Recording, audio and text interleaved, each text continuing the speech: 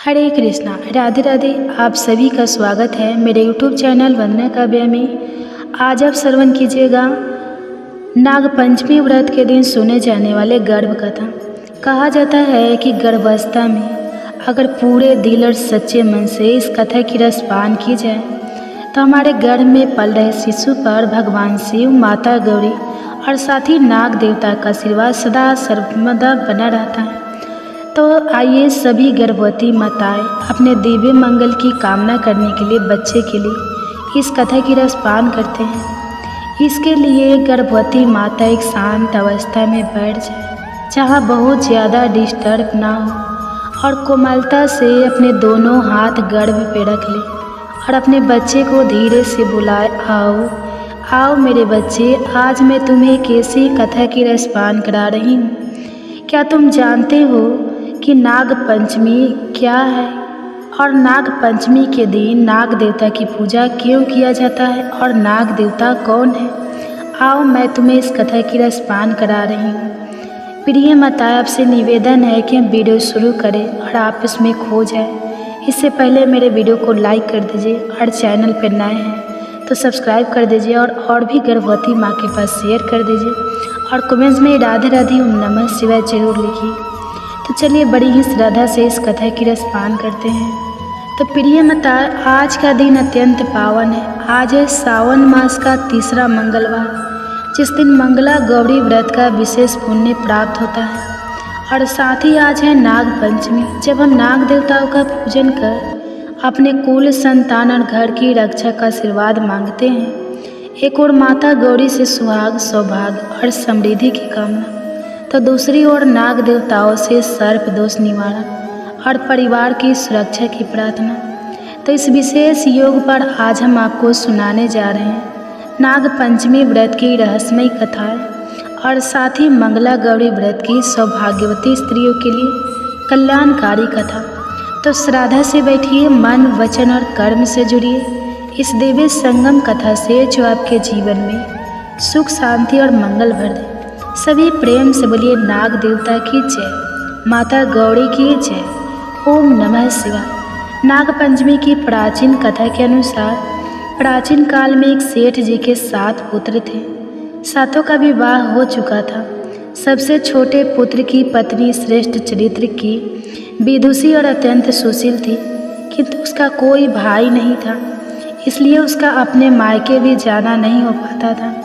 एक दिन बड़ी बहू ने घर लेटने की पीली मिट्टी लाने के लिए सभी बहुओं के साथ चलने को कहा, तो सभी टोकरी और खुरपी लेकर मिट्टी खोदने चलने लगी। जब वह मिट्टी खोद रही थी तभी वहाँ एक सर्प निकला, जिसे बड़ी बहू खुरपी से मारने लगी। यह देखकर छोटी बहू ने उसे रोकते हुए कहा, दीदी इसे मत मारो, यह बेचारा तो निरपराध है। यह सुनकर बड़ी बहू ने उसे नहीं मारा। तब सर्प एक ओर जा बैठा और फिर छोटी बहू ने उससे कहा, हम अभी लौट कर आते हैं, तुम यहाँ से कहीं मत जाना।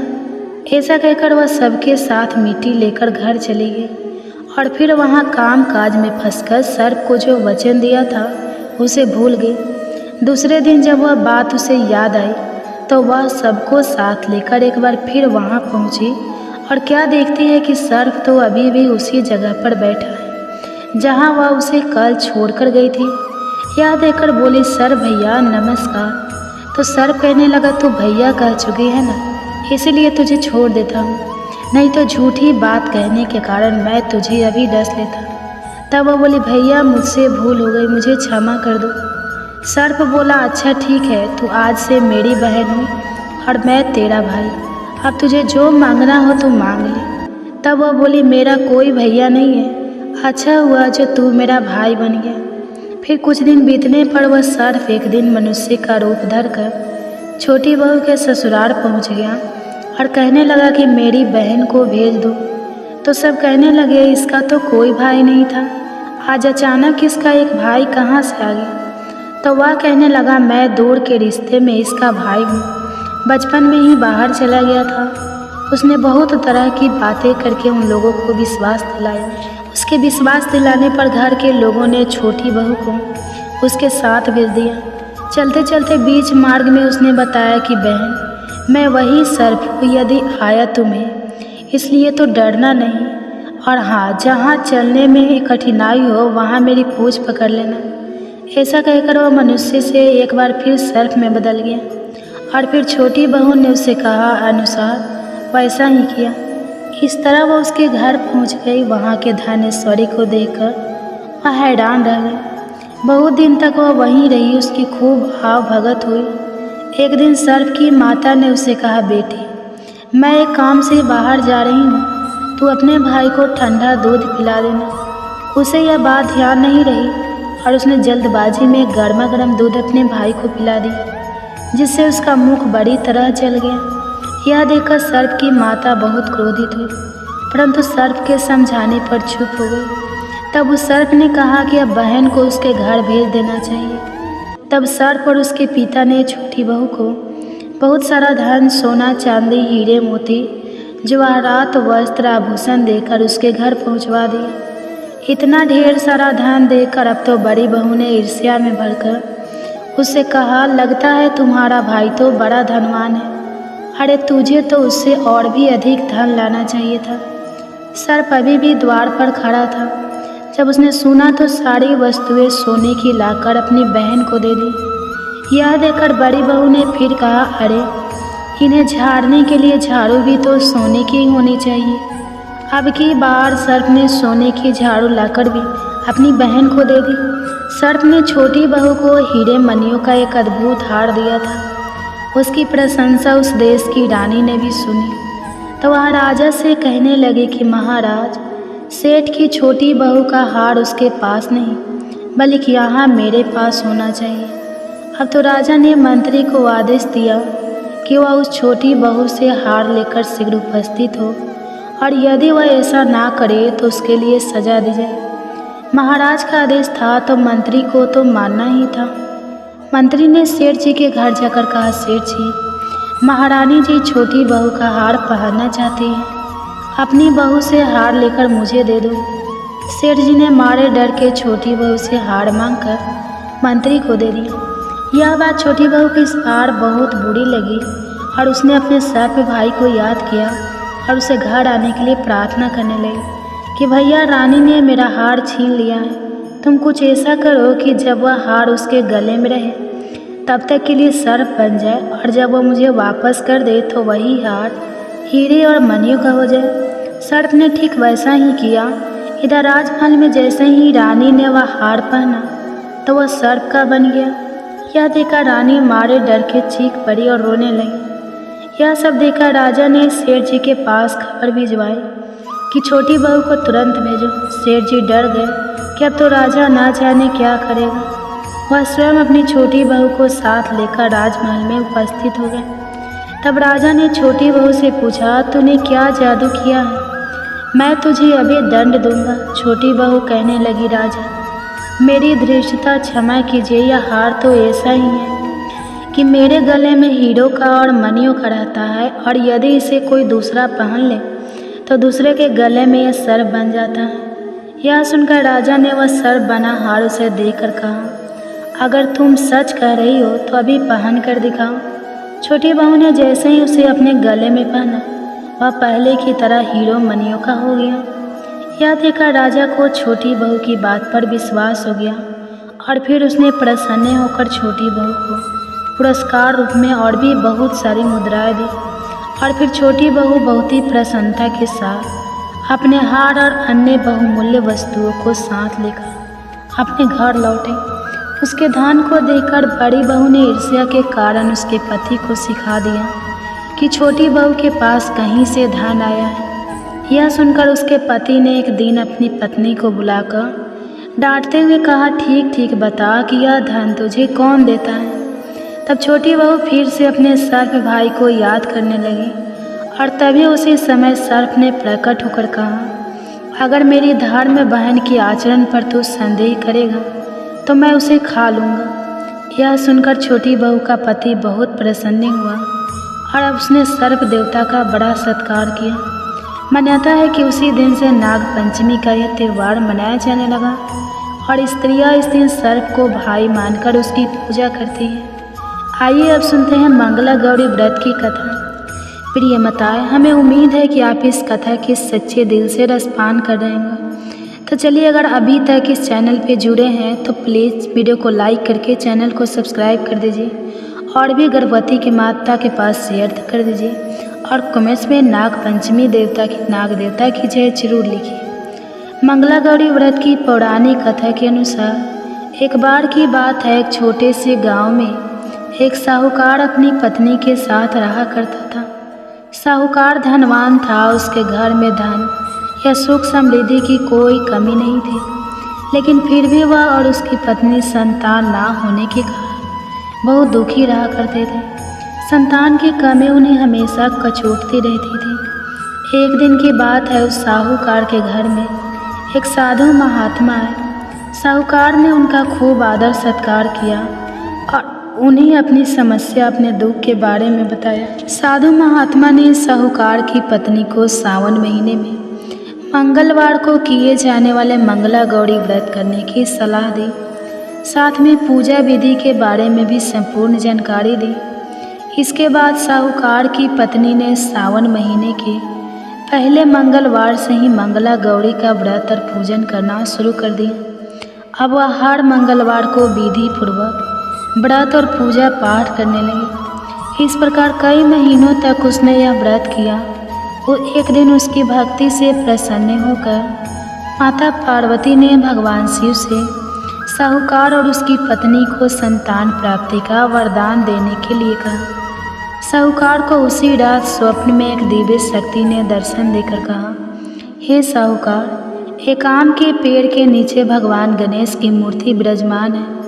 तुम उस पेड़ से आम तोड़कर अपनी पत्नी को खिला देना, इससे तुम्हें संतान की प्राप्ति का सुख अवश्य मिलेगा। साहूकार ने अगले दिन सुबह उठकर अपनी पत्नी को इस सपने के बारे में बताया और वह उस आम के पेड़ को ढूंढने निकल पड़ा।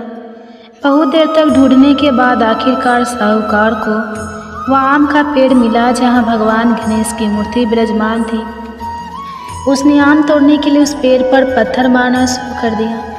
पत्थर फेंकने से एक आम तो टूटकर नीचे गिर गया, लेकिन गलती से पत्थर जाकर भगवान गणेश की प्रतिमा को लग गया।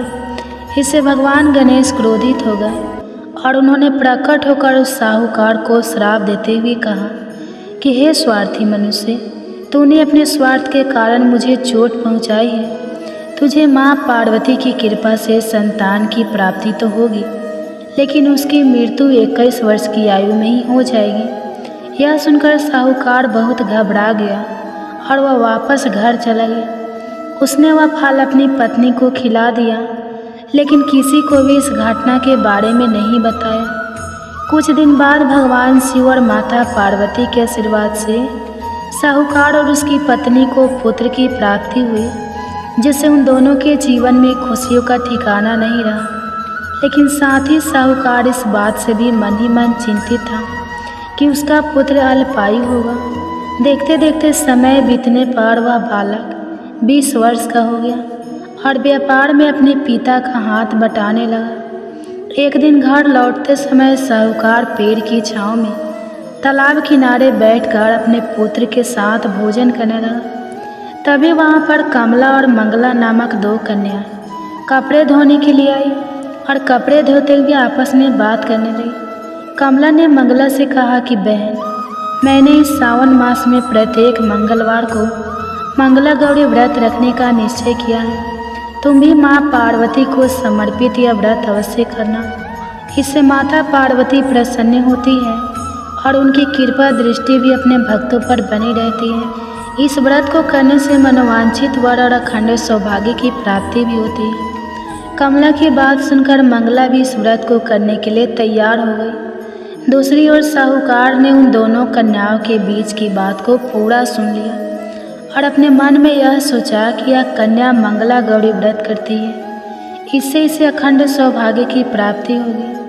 तब तो यह मेरे पुत्र के लिए योग्य वधू साबित होगी। ऐसा सोचकर वह उन दोनों के विवाह का प्रस्ताव कन्या के पिता के पास लेकर गया। साहूकार के गांव में प्रतिष्ठा और मान होने के कारण कमला के पिता अपनी पुत्री का विवाह साहूकार के लड़के से करवा देते हैं। विवाह के बाद भी कमला विधि पूर्वक मंगला गौरी का व्रत रखना जारी रखती है। उसके इस भक्ति भाव से प्रसन्न होकर एक दिन माता पार्वती उसे स्वप्न में दर्शन देती है और कहती है, बेटी मैं तुम्हारी भक्ति से अत्यंत प्रसन्न हूँ, इसलिए तुम्हें अखंड सौभाग्य का वरदान देती हूँ। लेकिन तुम्हारा पति अल्पायु है, इसलिए अगले महीने मंगलवार के दिन एक सांप तुम्हारे पति के प्राण लेने आएगा। तुम उसके लिए एक प्याले में मीठा दूध रख देना, उसके पास एक खाली मटका भी रख देना। सांप दूध पीकर उस मटके में चला जाएगा, तब तुम उस मटके को ऊपर से कपड़े से ढक देना। अगले मंगलवार को कमला ने माता पार्वती की बात मानकर एक प्याले में मीठा दूध रख दिया और पास में एक मटकी भी रख दी। सांप ने आकर दूध पिया और मटके में जाकर बैठ गया। कमला ने उस मटके पर कपड़ा बांधकर उसे जंगल में रख दिया।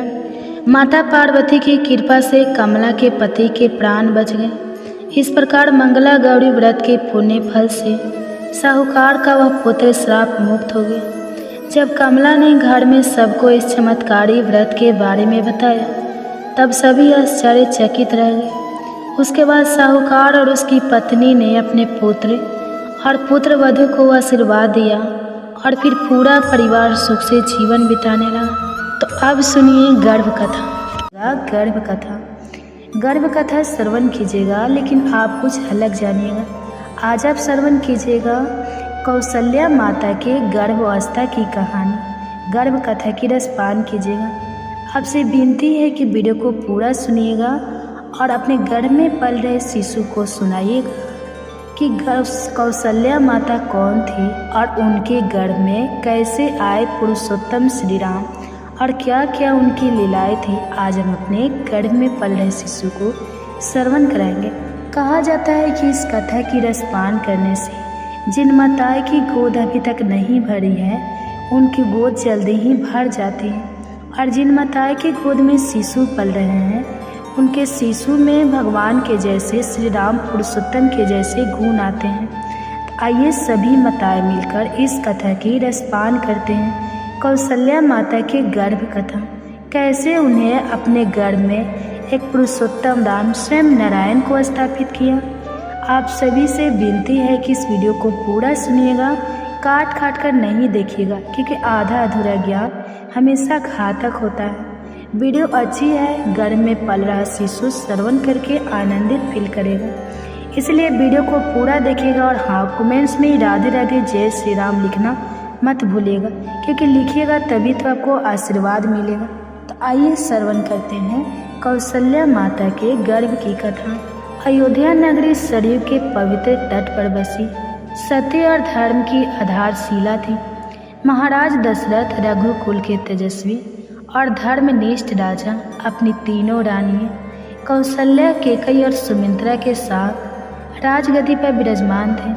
लेकिन एक दुख था जो सभी को भीतर से तोड़ता जा रहा था, संतान सुख का अभाव। राजमहल के प्रांगण में बारंबार होने वाले यज्ञ, व्रत और तांत्रिक विद्वानों से कोई सफलता नहीं मिली। महाराज दशरथ और महारानी कौशल्या दोनों ही व्याकुल थे। कौशल्या ने वर्षों तक व्रत, उपवास, नदी स्नान और मंदिरों में आराधना की।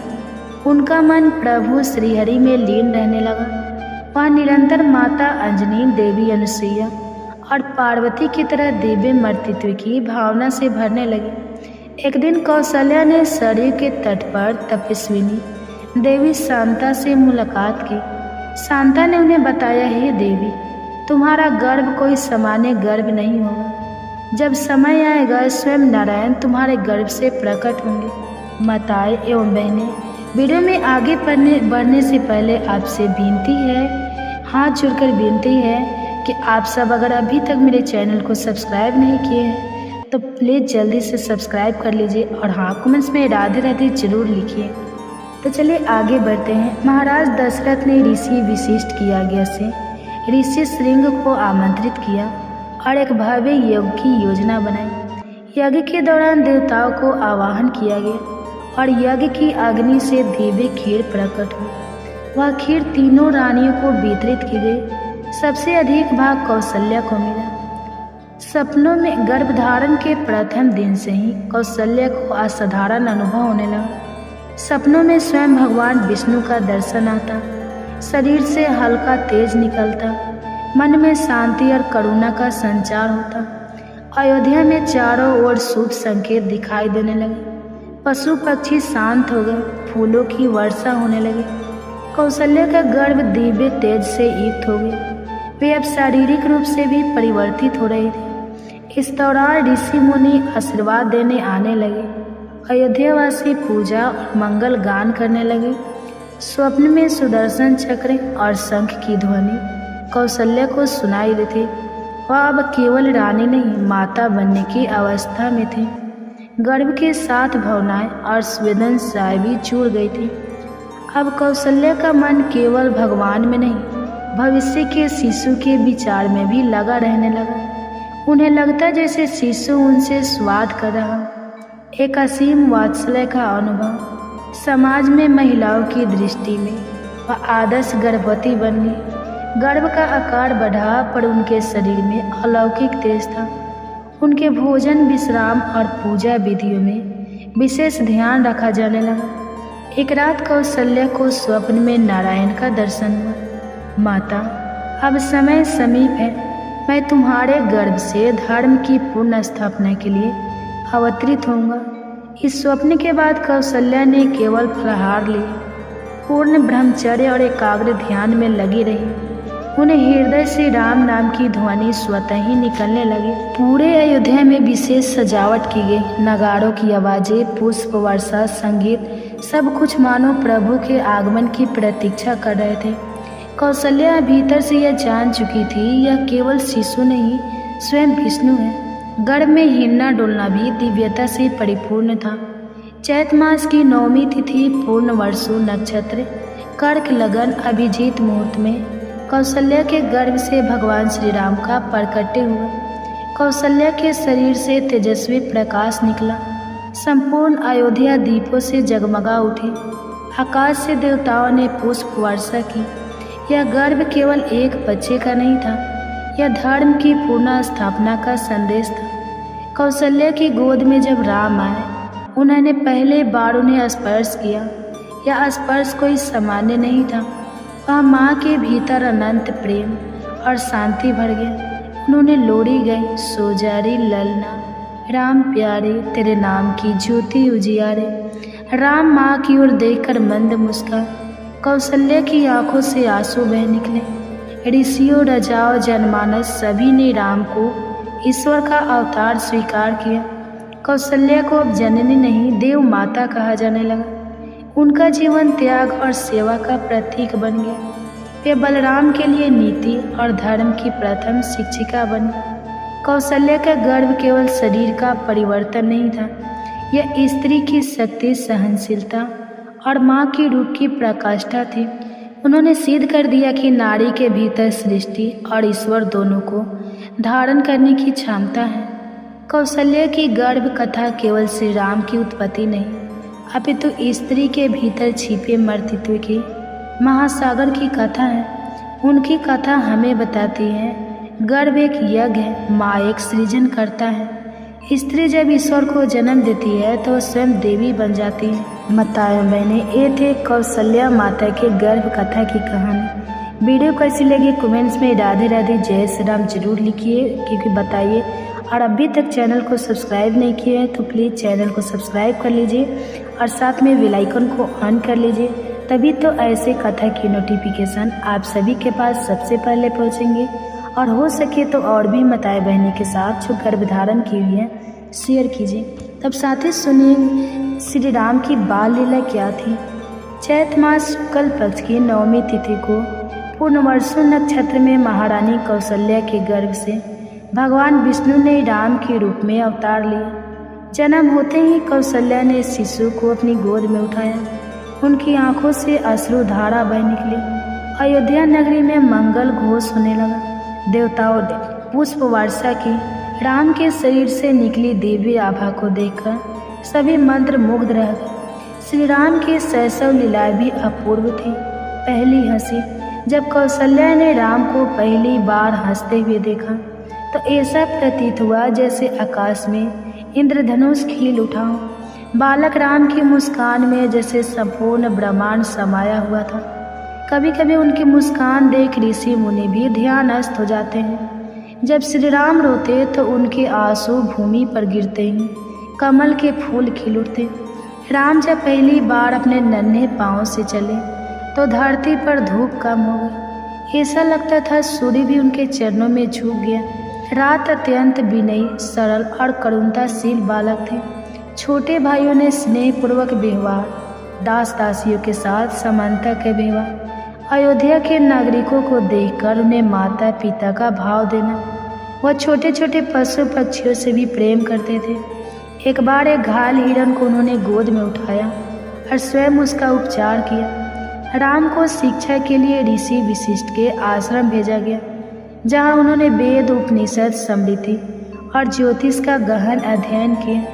अस्त्र शस्त्र विद्या में दक्षता प्राप्त की, नीति, न्याय और धर्म का अभ्यास किया।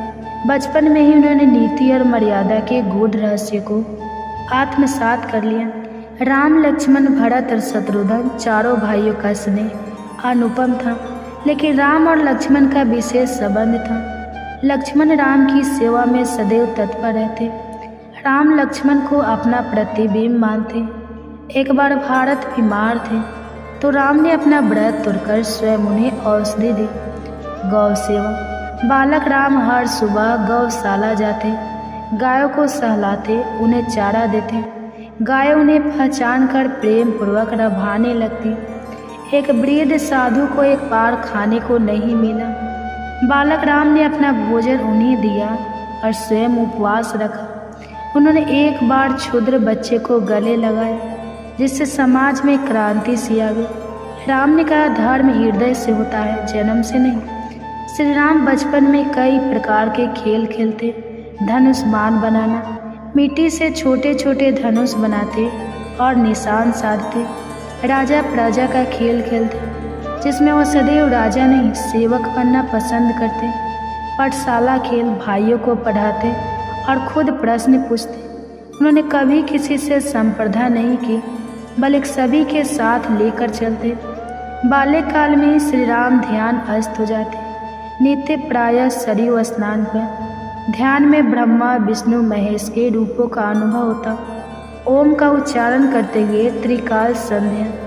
एक बार वशिष्ठ ने देखा राम एक कमल पुष्प को देखते देखते समाधि अस्त हो गए थे।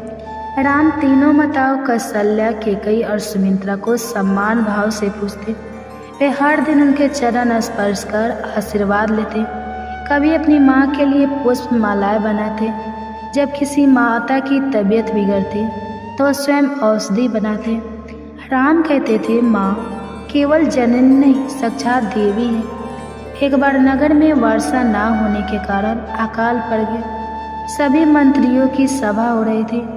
बालक राम ने कहा, प्रकृति की पूजा करो, वृक्ष लगाओ, जल संचय करो, यही समाधान है। सभी मंत्रियों ने राम की बात मानी और शीघ्र वर्षा होने लगी। एक रात्रि नगर में राक्षसों की हलचल हुई। राजा दशरथ चिंतित हो उठे। तभी बालक राम ने धनुष उठाया और बाहर निकले। सभी शतबद्ध रह गए। राम ने ध्यान और मंत्र बल से एक दिव्य रक्षा चक्र रच दिया और नगर सुरक्षित हो गया। बाल्यकाल में ही राम एक दिन जंगल में घूमते हुए एक आश्रय पहुँचे। वह सबरी का था। सबरी ने उन्हें पहचान लिया, पर राम ने कहा, तुम माँ के समान हो, तुम्हारी सेवा मुझे स्वीकार है। उन्होंने वही भोजन किया और आशीर्वाद लिया। राम का शरीर युवा हो रहा था, पर मन अब भी सरल और बालक समान था। दशरथ ने उन्हें विशेष उत्तरदायित्व सौंपना शुरू किए। राम ने न्याय, शौर्य, दया और धर्म का अद्भुत संतुलन दिखाया। गुरु वशिष्ठ ने आदेश दिया कि राम को अब जनक ही भेजा जाए, जहाँ सीता स्वयंवर होने वाला था। राम ने विनम्रता पूर्वक माता पिता से विदा ली। श्री राम की बाल लीलाएं केवल एक अवतारी पुरुष की कहानियाँ नहीं थी, वे मानवता को दिशा देने वाली शिक्षाएं थी। परिवार, समाज, धर्म और प्रकृति के बीच संतुलन सिखाने वाली प्रेरणाएं थी। मर्यादा पुरुषोत्तम बनने की नींव थी। तो माताएं बहनें, ये थी भगवान राम के जन्म के समय की बाल लीला। उम्मीद करते हैं कि ये वीडियो को पसंद आई होगी। तो अभी जय श्री राम, राधे राधे जरूर लिखिए। और हाँ, अभी तक आपने मेरे चैनल को सब्सक्राइब नहीं किया है तो प्लीज़ मेरे चैनल को सब्सक्राइब कर लीजिए और साथ में बेल आइकन को ऑन कर लीजिए और हो सके तो ज़्यादा से ज़्यादा शेयर कीजिए। अब सुनिए एक और गर्भ कथा।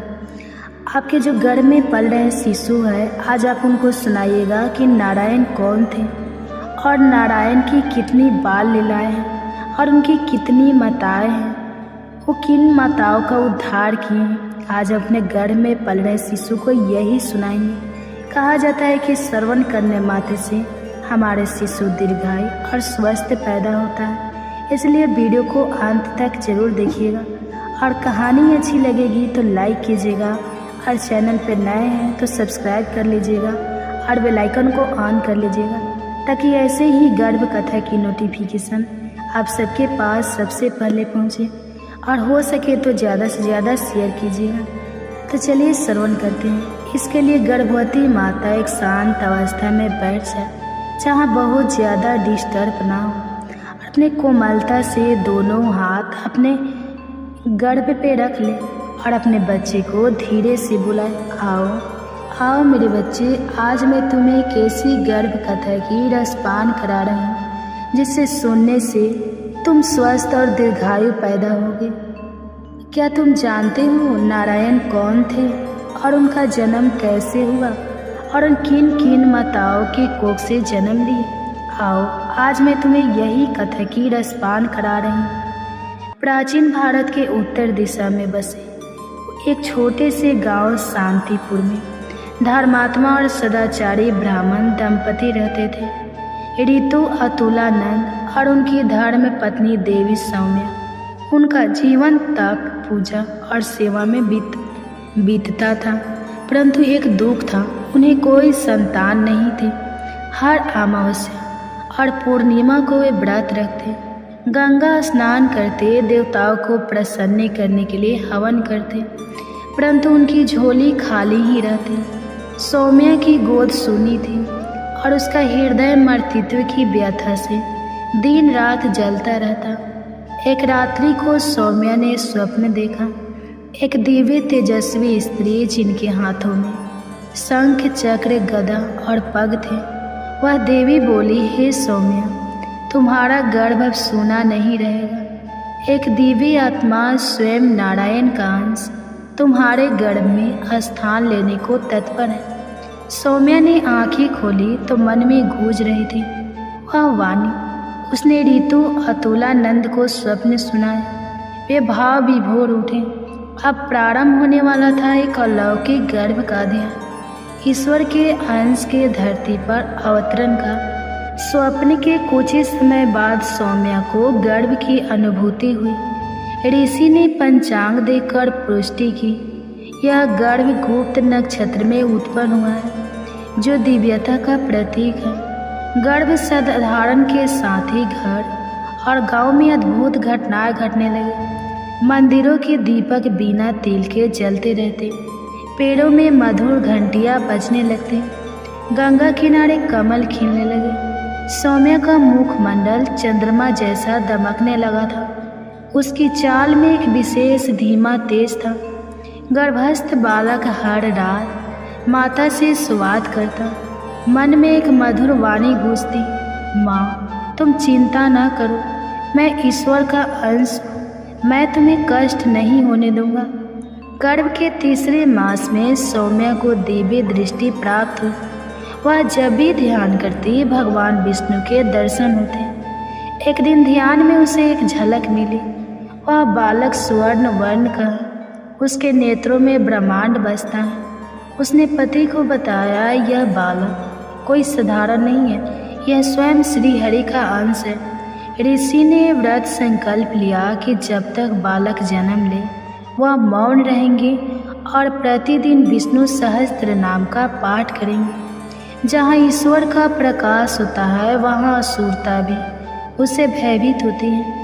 एक रात्रि राक्षसी वृंदा गांव में आई। वह तांत्रिक क्रियाओं से सौम्या के गर्भ को हानि पहुंचाना चाहती थी।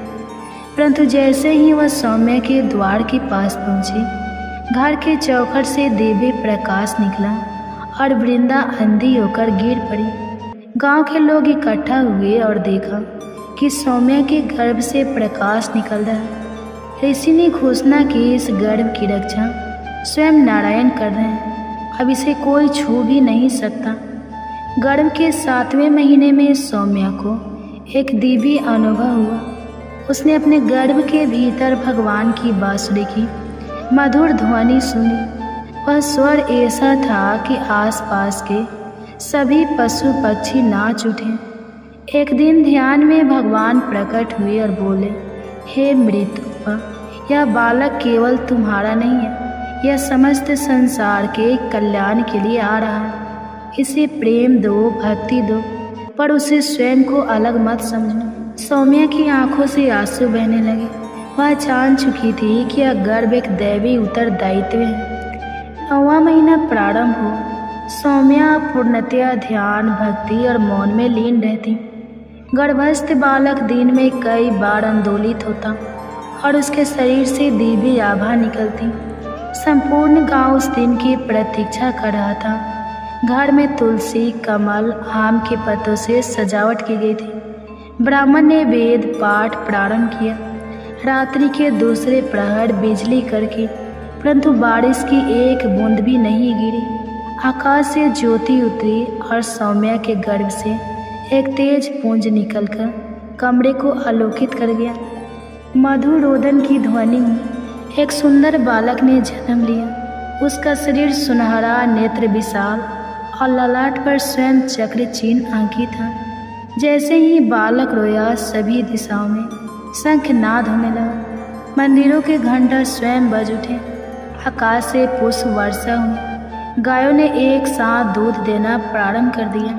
सौम्या ने बालक को गोद में उठाया और एक ही वाक्य कहा, तुम मेरे नहीं, सबके हो, लेकिन आज मैं सबसे अधिक धन्य हूँ। ऋषियों और विद्वानों को आमंत्रित किया गया। वेदों की ऋचाओं के बीच नामकरण हुआ। बालक का नाम रखा गया विभा नारायण, अर्थात वह जो हर दिशा में प्रकाश फैलाता है और ईश्वर का अंश है। ऋषि अतुलानंदन ने कहा, यह बालक केवल पुत्र नहीं है, यह हमारा धर्म, आशा और भविष्य है। इसे ईश्वर की कृपा से ही पाया है। विभा नारायण की बाल लीला शीघ्र ही गांव भर में प्रसिद्ध होने लगी। वह मात्र 3 वर्ष की आयु में श्लोक बोलने लगा, गायत्री मंत्र का उच्चारण करता और गंगा तट पर बैठकर ध्यान करता। उसके पास जो भी आता वो उसकी पीड़ा समझकर हंसी हंसी में समाधान दे देता। एक दिन एक अंधा भिक्षु द्वार पर आया। विभा नारायण ने उसके नेत्रों पर हाथ रखा और भिक्षु को दृष्टि मिल गई। गाँववासी अब उसे बाल विष्णु कहने लगे थे। एक दिन सौम्या ने ध्यान में देखा कि विभा नारायण संसार से विदा लेना चाहते हैं। उनका कार्य पूर्ण हो चुका था। वह जनमानस को चेतना, भक्ति और सच्चा धर्म दे चुके थे। माँ सौम्या ने भगवान से प्रार्थना की, यदि तुम मेरे गर्भ से जन्मे थे तो यह माँ का हक है कि मैं तुम्हें अंतिम बार गोद में उठाकर विदा करूं। भगवान ने माँ की बात स्वीकार की। विभा नारायण ने माँ के चरणों में प्रणाम किया और कहते हुए, हे माँ, तुम्हारा गर्भ मेरे लिए एक मंदिर था। तुम्हारे आशीर्वाद से ही मैं पृथ्वी पर कार्य कर पाया और फिर दिव्य प्रकाश में विलीन हो गई। सौम्या ने अपने जीवन को बाल विभा नारायण की स्मृति में समर्पित कर दिया। उनका घर एक तीर्थ बन गया। हर स्त्री जो संतान की कामना करती वहाँ आती और गर्भ की पवित्रता का अनुभव लेकर जाती। यह कथा यह सिखाती है कि जब माँ का गर्भ भक्ति, तप और प्रेम से भर जाता है तब ईश्वर भी उसमें जन्म लेने को आतुर हो जाते हैं। माताओं बहनें, इतनी अच्छी कथा थी, 1 लाइक तो बनता है। और अभी तक आपने वीडियो को लाइक नहीं किया है तो प्लीज़ आपसे विनती है वीडियो को लाइक कर दीजिए और चैनल को अभी सब्सक्राइब करके कमेंट्स में राधे राधे जरूर लिखिए। एक और कथा सुनिए। उत्तराखंड की पहाड़ियों में बसे एक छोटे से गांव भवानी ताल में जन्मी थी शिवांगी। वह बचपन से ही मंदिरों, भजन और प्रकृति के बीच पली बड़ी। उसके पिता एक वेद पाठी ब्राह्मण थे। माँ एक सहज गृहिणी। शिवांगी शांत, भावुक और आस्थावान थी। उसकी आंखों में सपने थे, कुछ साधारण कुछ दिव्य। जब गांव के प्रधान की बेटी आदित्य से उसका विवाह हुआ तो अपने साथ मन में सिर्फ एक कामना लेकर ससुराल गई, माँ बनना।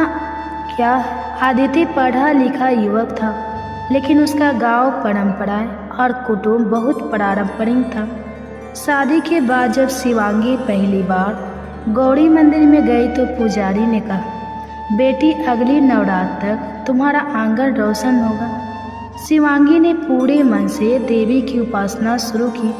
रोज संध्या को तुलसी चौड़े के सामने दीपक जलाती और गर्भ को एक देवी का वरदान मानकर मन ही मन कल्पनाएं बुनती। परंतु महीने बीते, कोई शुभ समाचार नहीं आया। घर में कानाफूसी शुरू हो गई, बहू बाझिन हो गई। देवी नाराज है क्या? इतनी पूजा पाठ करती है फिर भी शिवांगी अंदर से टूट रही थी। आदित्य उसका साथ देता, पर चुपचाप सास चंपा देवी तीनों में विश्वास रखती और हर बात में दोष देती। एक दिन गांव में एक योगी बाबा पधारे। उन्होंने शिवांगी को देखकर कहा, तू व्यर्थ नहीं आई बेटी, देवी तेरे गर्भ में कुछ विशेष करवाने वाली है। उन्होंने एक विशेष त्रिनेत्री व्रत का संकल्प दिलवाया। 3 नवरात्रों तक बिना नमक के उपवास और नित्य दुर्गा सप्तशती का पाठ। शिवांगी ने बिना एक शब्द कहे सब कुछ किया। तीसरे नवरात्र के अंतिम दिन सुबह पूजा करते समय शिवांगी को अचानक चक्कर आया और बेहोशी छा गई। वैद्य को बुलाया गया। जांच के बाद वैद्य बोले, बधाई हो, गर्भ का संचार हो गया। उस क्षण शिवांगी की आंखों से आंसू बहे। उसने मंदिर की घंटी को चूमा और कहा, मेरे गर्भ में अब देवी की कृपा है। गर्भ के तीसरे महीने में शिवांगी को अजीब दिव्य अनुभव होने लगे। रात को सपने में एक स्त्री आती, त्रिनेत्री, हाथों में कमल और तलवार, और कहती, तेरा गर्भ केवल मांस नहीं, मेरा तेज है। वह भयभीत थी, लेकिन एक ऊर्जा से भी भरती जा रही थी। वह अब मात्र एक स्त्री नहीं, एक वाहक बन रही थी, देव तत्व की। गर्भ बढ़ता गया और साथ में गांव की चर्चा भी। इतनी पूजा पाठ क्या जरूरी है? गर्भ का असर तो माँ के पागलपन जैसा दिखता है। सास चंपा देवी ने ताना मारा, देवी से बच्चा हुआ है तो देखिएगा उड़ ही न जा। शिवांगी अब चुप नहीं रहती और कहती, देवी ने दिया है तो उनकी मर्जी से ही होगा, मैं अब डरती नहीं।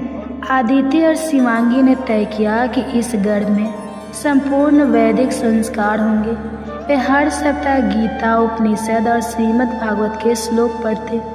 शिवांगी अपने गर्भस्थ शिशु से बात करती, मेरे लाल, तो केवल मेरा नहीं, समाज की रोशनी बनना। गर्भ के 9वें महीने में भयानक तूफान आया।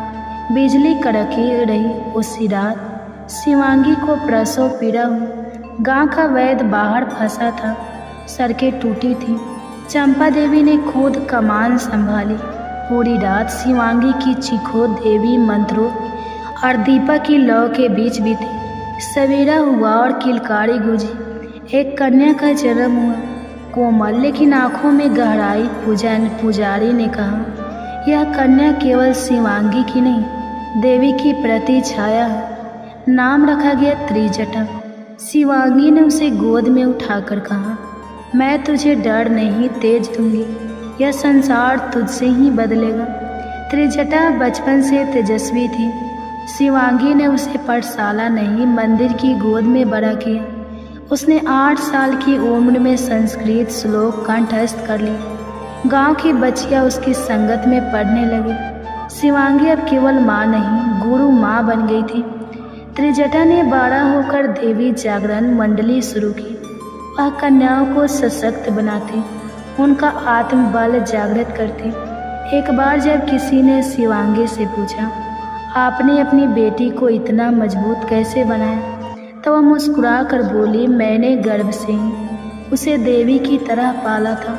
शिवांगी की गर्भ कथा केवल शिशु जन्म की नहीं, एक युग जागरण की कथा है। गर्भ केवल शरीर का विस्तार नहीं, चेतना का विस्तार है।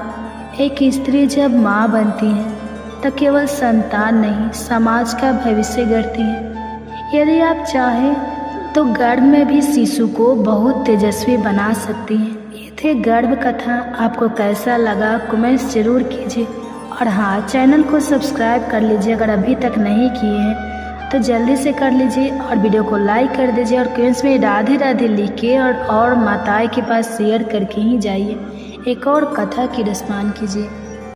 गर्भ कथा। कहा जाता है कि गर्भ में पल रहे शिशु पर एक गर्भ कथा की रसपान करने से भगवान के जैसे ही गुण आते हैं। महाभारत में माद्री का नाम कम आता है, किंतु उनका योगदान अत्यंत महत्वपूर्ण है। वे पांडव की माँ थी, नकुल और सहदेव की जननी, किंतु उनकी गर्भ कथा केवल संतान उत्पत्ति की नहीं, एक पत्नी, सौत, स्त्री और तपस्विनी के संघर्ष की भी है। यह कहानी बताती है कि कैसे एक राजकुमारी जिसने प्रेम में विवाह किया, उसी प्रेम में अपनी जीवन यात्रा को बलिदान कर दी। माद्री मध्य देश के राजा शल्य की बहन थी। वे सौंदर्य की प्रतिमूर्ति, कला और संस्कृति में निपुण और संयमी थी। बचपन से ही वे आध्यात्मक और तप में रुचि रखती थी। उनका हृदय समुद्र की तरह गहरा था, बाहर से शांत, भीतर से कूदता हुआ। राजा शल्य अपनी बहन से अत्यंत स्नेह करते थे और चाहते थे कि उसका विवाह किसी योग्य राजा से हो। संयोगवश हस्तिनापुर के राजा पांडु ने स्वयं पत्नी के रूप में माद्री को चुना। माद्री ने प्रेम पूर्वक पांडु को स्वीकार किया। पांडु भी उनके सौंदर्य और शील से प्रभावित हैं, लेकिन विवाह के समय पांडु पहले से ही कुंती के पति थे। माताओं एवं बहनें, आपसे अनुरोध है वीडियो में आगे बढ़ने से पहले हमारे चैनल को याद से सब्सक्राइब कर लीजिए और बेल आइकन को ऑन कर लीजिए और कमेंट्स में राधे राधे जरूर लिखिए, ताकि ऐसे ही गर्भ कथा की नोटिफिकेशन आप सभी के पास सबसे पहले पहुंचे, क्योंकि मैं रोज़ सुबह ऐसी गर्भ कथा लेकर आती हूं। तो आप हमारे चैनल को सब्सक्राइब कीजिएगा, बेल आइकन को ऑन कीजिएगा, तभी तो ऐसी गर्भ कथा की नोटिफिकेशन आप सभी के पास सबसे पहले पहुंचेंगे। और हो सके तो और भी माताएं बहनें जितने गर्भ धारण की हुई है सबके साथ शेयर कीजिएगा, ताकि उन्हें भी कुछ मदद मिल सके, उन्हें भी मन को शांति मिले एक कथा की रसपान करने से। माद्री के मन में कुंती के लिए सम्मान था, किंतु यह भी सत्य था कि स्त्रियों के बीच सौत का संबंध सहज नहीं होता। माद्री ने इस संबंध को सौम्यता और धैर्य से निभाया, लेकिन कुंती के प्रभाव के आगे उनका स्थान गौण होता चला गया। राजा पांडु ने वन में तप करने का निर्णय लिया और दोनों पत्नियां कुंती और माद्री उनके साथ गई। यह समय माद्री के लिए तपस्विनी बनने का था। अब कोई राजमहल नहीं, कोई दासियां नहीं, केवल जंगल, ध्यान और पांडु की सेवा। वही एक दिन पांडु ने भूलवश एक मृग को मार दिया, जो वास्तव में एक ऋषि था। उसने श्राप दिया कि यदि पांडु अपनी पत्नी से संभोग करेंगे तो उनकी मृत्यु निश्चित होगी। पांडु इस श्राप से अत्यंत दुखी हुए। वह संतान के बिना वंश समाप्त होते देख रहे थे। तब कुंती ने अपना रहस्य खोला। ऋषि दुर्वासा द्वारा दिया गया वह मंत्र, जिससे वह देवताओं से संतान पा सकती थी। पांडु प्रसन्न हुए और कुंती ने मंत्र का उपयोग कर धर्मराज, यम, वायु और इंद्र से तीन पुत्रों युधिष्ठिर, भीम और अर्जुन को जन्म दिया। माद्री यह सब देखती रही। उनके मन में संतुलन बना रहा। कुंती के लिए ईर्ष्या नहीं, परंतु स्वयं माँ बनने की तीव्र आकांक्षा थी। उन्होंने विनम्रता से कुंती से आग्रह किया कि वह भी यह मंत्र उपयोग कर सके। कुंती ने अपनी उदारता दिखाई और मंत्र माद्री को सौंपा, यह वचन लेकर कि वह केवल एक बार प्रयोग करेगी। माद्री ने मंत्र का जाप करते हुए अश्विनी कुमारों, नसत्य और दर्शन को स्मरण किया। देवताओं ने प्रकट होकर उन्हें वरदान दिया कि उनके गर्भ से 2 दिव्य पुत्र उत्पन्न होंगे। कुछ समय पश्चात माद्री के गर्भ से नकुल और सहदेव का जन्म हुआ। एक सुंदर, निपुण, तेजस्वी और बुद्धिमान पुत्रों की जोड़ी। माद्री का मातृत्व पूर्ण हुआ, लेकिन उनके मन में संतान की संख्या को लेकर एक उपराध बोध उत्पन्न हुआ, क्योंकि उन्हें लगा उन्होंने कुंती के वचन का अतिक्रमण किया। अब 5 पांडव की माँ कुंती और माद्री थी, लेकिन समाज में मातृत्व का श्रेय प्रायः पहली पत्नी को मिलता है। माद्री के लिए यह दुविधा थी। वे माँ थी, फिर भी दूसरी माद्री ने अपने पुत्रों के प्रति ममता को कभी कुंती से नहीं छिपाया, लेकिन कभी किसी प्रकार का विरोध नहीं किया। वे जानती थी कि मातृत्व केवल जन्म से नहीं, पालन से भी पूर्ण होता है। वर्षों बीते, पांडु की वासना पर नियंत्रण ढीला पड़ा।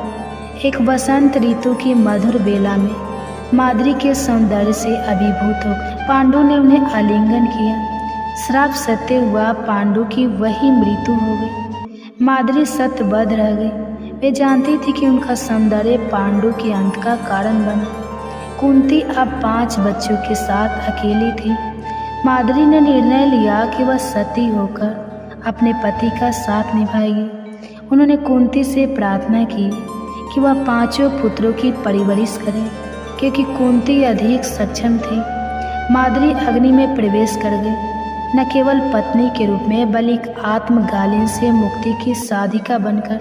माद्री की मृत्यु के बाद नकुल और सहदेव ने कभी माँ का चेहरा नहीं देखा। कुंती ने उन्हें भी युधिष्ठिर, भीम और अर्जुन की तरह पाला। माद्री की छवि एक अदृश्य छाया की तरह पुत्रों के जीवन में रही, एक ऐसी माँ जो उनकी स्मृति में कभी पूरी तरह उभर नहीं पाई। महाभारत युद्ध में नकुल और सहदेव ने भी वीरता दिखाई। वे धर्म के पक्ष में खड़े रहे, लेकिन उनके मन में माद्री की छवि सदैव रही।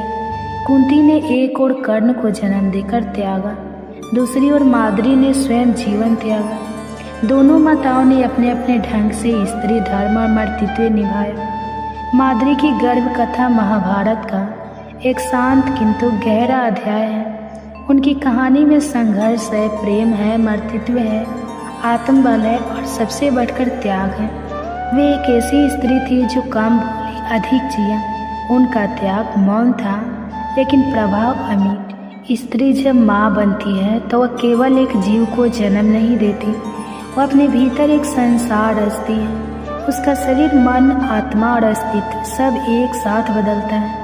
यह कथा है ऐसी ही एक स्त्री की जिसने गर्भ के हर क्षण को जिया, सहा और अपने भीतर के ब्रह्मांड को जन्म दिया। गांव का नाम था सरसोपुर। हरियाली, पीली सरसों के खेत, कुएं की खरखर और मंदिर की आरती में लिपटी एक छोटी सी बस्ती, वही रहती थी सावित्री। सावित्री एक साधारण लड़की, सादगी में सजी, स्वभाव में सौम्य। पिता हरिलाल किसान थे, माँ गौरी देवी धर्मपरायण। सावित्री पढ़ाई में होशियार थी, लेकिन किस्मत ने उसे 10वीं के बाद घर की चौखट से बांध दिया। उसका विवाह हुआ रघुवीर से, पास के गांव का एक शिक्षक था। शादी धूमधाम से हुई। सावित्री अपने सपनों की गठरी बांधकर ससुराल आई। सास ज्योति देवी, ससुर धर्मपाल और जेठ जेठानी का भरा पूरा परिवार। लेकिन सपनों की गठरी खुलते ही उसके सामने आया कर्तव्य, मर्यादा और परंपराओं का गाढ़ा जाल। पति रघुवीर समझदार थे, लेकिन भावनाएं शब्दों से दूर रहती। सावित्री का मन धीरे धीरे घर की दीवारों से बातें करने लगा। शादी के 2 साल बाद सावित्री को उल्टियाँ होने लगी, कमजोरी बढ़ी। गांव की दाई ने मुस्कुराते हुए कहा, बधाई हो बहू, भगवान ने कोख भरी है। वह क्षण अनजाना था, भीतर कुछ हल्का कुछ भारी हुआ। रघुवीर ने सिर हाथ पर हाथ फेरते हुए कहा, अब तुम केवल मेरी पत्नी नहीं, एक माँ बनने वाली हो। सावित्री की आंखें भीग गई। पहले महीने में सब कुछ नया था। उसकी माँ गौरी देवी आई, समझाया, बहू अब हर बात में सावधानी, हर निवाला अब 2 के लिए है। गांव की स्त्रियां भी आकर सलाह देने लगी, क्या खाना है क्या नहीं। कुछ ने पुराने टोटके बताए, कुछ ने देवी की पूजा के नियम समझाए। सावित्री उन सबके बीच खुद को तलाश रही थी। क्या मैं अब वही रहूंगी? क्या अब मेरा जीवन किसी और के लिए होगा? 3रा महीना आते आते सावित्री का शरीर बदलने लगा।